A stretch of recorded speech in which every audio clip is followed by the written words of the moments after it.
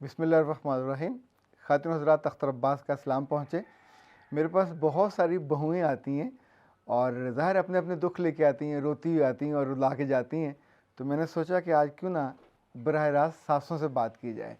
तो ए प्यारी सासों, आज का जो सेशन आपके साथ है, अल्लाह ने आपको ऐसी क्रिएटिविटी दी है जुल्म के मामले में कि आलमोस्ट हर सास नए नए जुल्म ईजाद करती है और उसमें ऐसी यूनिकपन होता है कि इंसान हैरान रह जाता है। मुझे अगर आप इजाज़त दें तो मैं ये कहूँ कि ख़ास तौर पे वो सासें जो फुफियाँ हैं, जो खालाएँ हैं, जो अज़ीज़ व अक़ारब में से हैं, जो करीबी इज़्ज़ा में से हैं, जितना जुल्म और जितनी जिद्दत उनके पास है अपनी बच्चियों को तंग करने के लिए, शायद ही किसी और के पास हो। आप सोचिए कि पहले जाके बड़े मान से, सम्मान से आप जाके वो अपने लिए बहू मांगती हैं, फिर जब वो ले आते हैं तो उसके बाद आपके अंदर से एक ऐसा तूफ़ान उठता है कि अब उसको कोई सुख का सांस ना आए।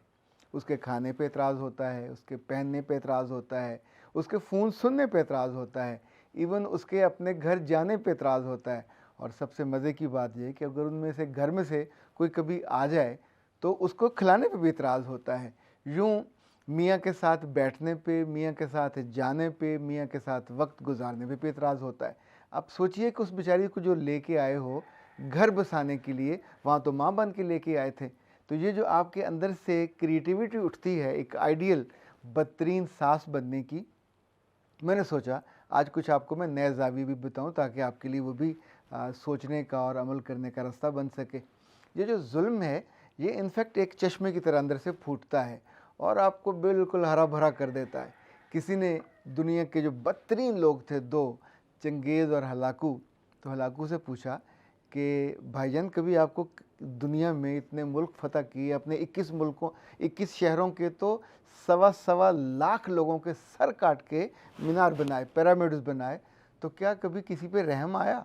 अच्छा हाँ, एक बात और याद रखिएगा कि हलाकू साहब वो साहब हैं कि जो कहते थे कि मेरे जो रथ के बराबर जिस बच्चे का सर हो वो काट दिया जाए, यानी जिसका सर उससे नीचे हो वो ज़िंदा रहे, मेरे जुल्म के डर और खौफ के साथ वो कभी सारी उम्र सर ना उठा सके। तो ये उसका माइंड सेट था। तो जब उसे पूछा कि कभी तुमने रहम किया किसी पे, उसने कहा एक दफ़ा दरिया आमों के किनारे में जा रहा था, पूरी मेरी फ़ौज साथ थी और मेरी फ़ौज के बारे में लोगों का गुमान ये था कि जहाँ से ये गुज़रती है टड्डी दल की तरह, वहाँ से कोई चीज़ ज़िंदा नहीं बचती, ना मर्द, ना औरत, ना बच्चा। तो उसने कहा कि मैंने एक लड़की को देखा, शी वॉज क्वाइट यंग, और पहला बेबी उसके हाथ में था और वो लरज़ रही थी, कांप रही थी कि हलाकू की फ़ौज आ रही है और अब ये मेरे साथ जो सलूक करेगी तो ना मैं बचूंगी और ना मेरा बच्चा बचेगा, ये उसकी अजम्पशन। तो इसी कांपते हुए उसके हाथों से बच्चा दरिया में गिर गया। अब सोचिए कि एक तो माँ को अपना खौफ, दूसरा बच्चा सामने डूब रहा है उसका खौफ, और वो जो एक मोहब्बत थी वो भी। तो she was weeping, she was crying, और जिस तरह वो चीख रही होगी। तो हलाकू कहता कि मुझे पहली दफ़ा तरस आया, मैंने उसके बराबर जाके घोड़ा रोका, घोड़े के साथ लगा हुआ अपना नेज़ा निकाला, उसकी अन्नी को चेक किया और जो डूबता हुआ बच्चा था उसके सीने में परो के ऐसे करके ऊपर किया और उसके हवाले कर दिया। तो that was the level of रहम। तो ए प्यारी सासो, आपको भी इसी तरह का रहम आता है और फिर आप बाकायदा उस पर दाद भी लेना चाहते हो। मैं कभी कभी सोचता हूँ कि मेरे रब ने तो आपको माएँ बनाया था, आपकी जन्नत के, आपको जन्नत की वारिस बनाया था और अपने बच्चों की भी जन्नत आपके पाँव के नीचे रखी थी।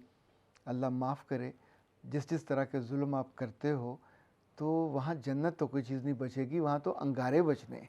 अब उस पर आप भी तड़पोगे और आपसे जो वाबस्ता, इवन आपकी बेटियाँ, आपके वो बेटे या आपका मियाँ जो मिल के इस पूरे को प्लान आउट करते हैं। आप सोचिए ये एक वाक़या नहीं होता। लाइक एक बहू ने मुझे आके कहा कि सर मेरी शादी के बाद मेरी सास ने, वो दोनों जो मियाँ बीवी हैं एक मल्टीनेशनल कंपनी में काम करते हैं, लाखों रुपए तनख्वाह लेते हैं, पढ़े लिखे हैं और बहुत उनकी अंडरस्टैंडिंग है। लेकिन जब शादी करके घर आ गई और जब शाम को वो घर आती है तो उस वक्त कोई अफसरी, कोई क्रिएटिविटी, कोई वहाँ का एक ज़रा सा तासुर भी बाकी नहीं बचता कि वो बेचारी दफ्तर में कुछ अहमियत की हामिल भी है। तो हुआ ये कि सास ने अपने बेटे से अहद लिया कि बहनों वाला घर है तुम कभी दरवाज़ा बंद नहीं करोगे। ला हौला वला कुव्वत, यानी जब आप शादी करते हैं तब आपको अंदाज़ा नहीं होता, जो वो बहनें साहब उस वक्त डांस कर रही होती हैं, नाच रही होती हैं, तैयार होके लेके आ रही होती हैं, तब आपको पता नहीं होता। अब जब वो ले आए हो तब आपको अंदाज़ा हुआ कि ये बहनों वाला घर कहना सिर्फ एक लफ्ज़ है, असल में तो आप उसको अज़ियत देना चाह रहे हो, असल में तो आप उसको तकलीफ़ देना चाह रहे हो।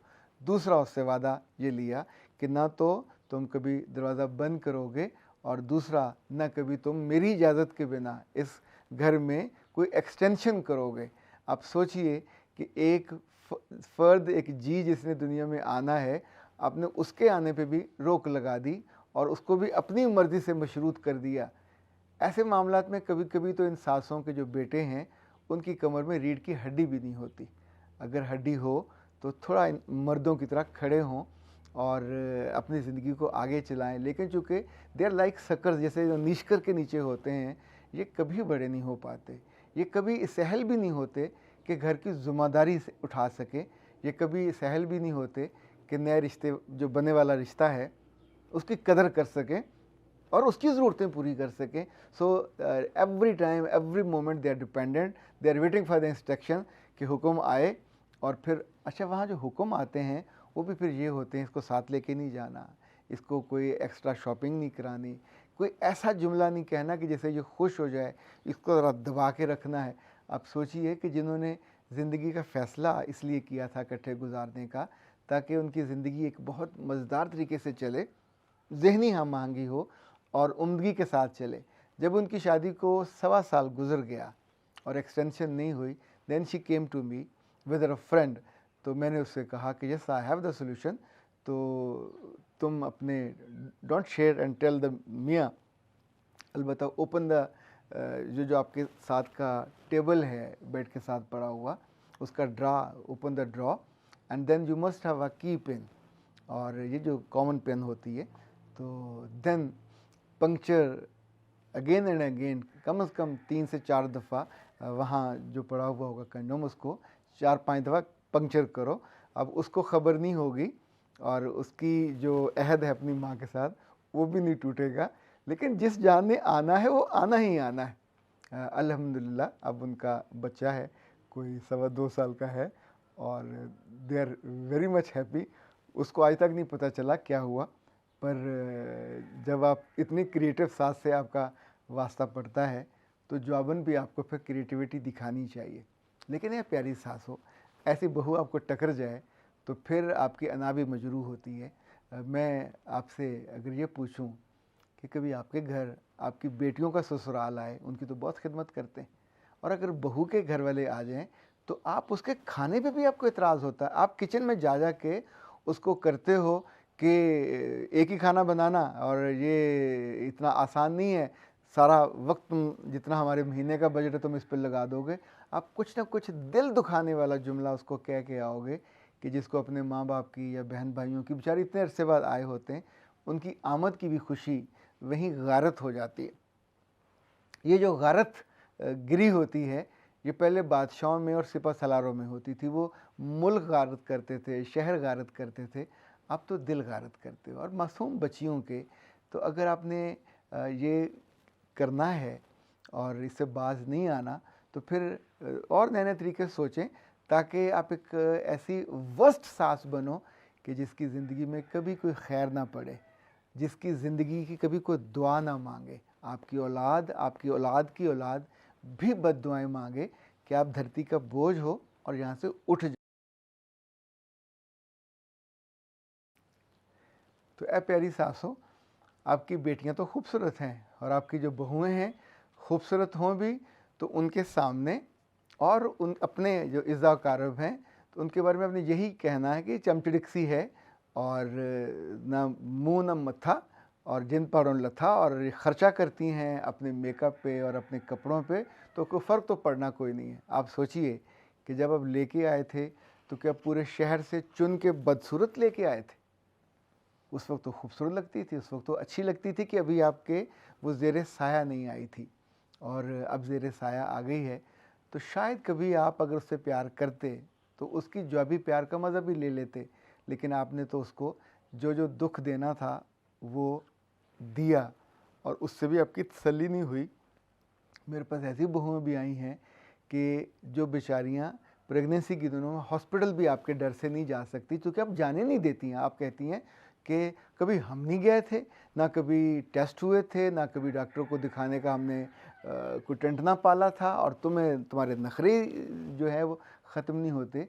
तो आप भूल गई हैं कि किसी ज़माने में, ये बहुत पुरानी बात नहीं है, आप लोग नहर का पानी पीते थे, ज़मीन का वो गंदा सा पानी पीते थे। फिर हौली हौली आपको ख़्याल आया कि अब हमें साफ़ पानी पीना चाहिए, फटकड़ी वाला, फिर ये मिनरल वाटर। तो अब आप अपनी सेहत के लिए ये सारा क्यों करते हो? क्योंकि with the passage of time जो अल्लाह ने नेमतें दी, सहूलतें दी, वो सारे हम अवेल करते हैं। तो ऐसे ही सेहत के मामले में पहले बच्चे इतने ज़्यादा मरते थे कि छोटी छोटी कब्रें हर जगह होती थी। अभी तो माशाल्लाह अल्लाह ने इन बच्चों को सलामती देते हैं, इन्हीं डॉक्टरों की वजह से, इसी एहतियात की वजह से। ना आप अल्ट्रासाउंड कराने देते हो, ना आप डॉक्टर के पास जाने देते हो। तब आप अपने बेटे के कानों से निकालते हो कि ये फ़ीस इतनी मुश्किल से कमाते हो, इस पे लगा दोगे। तो क्या वो बच्चा आपका नहीं है? क्या बच्चा आपके अपने बेटे का नहीं है?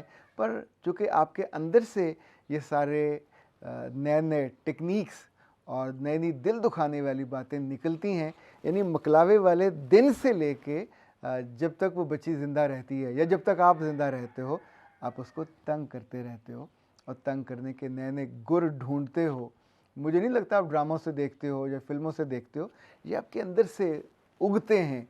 और फिर आप आपकी जो दोस्तें हैं, आपकी जो आसपास की, माया को मिले माया कर कर लंबे हाथ, तो आपको ऐसी ही जालिम दोस्तें मिलती हैं जो आपको नए नए गुर बताती हैं ताकि ज़िंदगियाँ तंग की जाएं। पर याद रखिएगा, जब ज़िंदगी बहुत आप तंग करते हो तो फिर आपकी ज़िंदगी तंग हो जाती है, फिर आपकी खुशी भी गारत हो जाती है। चॉइस आपका है, आप इसी ज़िंदगी को जारी रखना चाहो तो कीप इट ऑन, और अगर इससे बदलना चाहो तो रुक के देखो, शायद कोई इससे बेहतर चीज़ आपको मिल जाए। अख्तर अब्बास को इजाज़त दीजिए। अस्सलाम वालेकुम।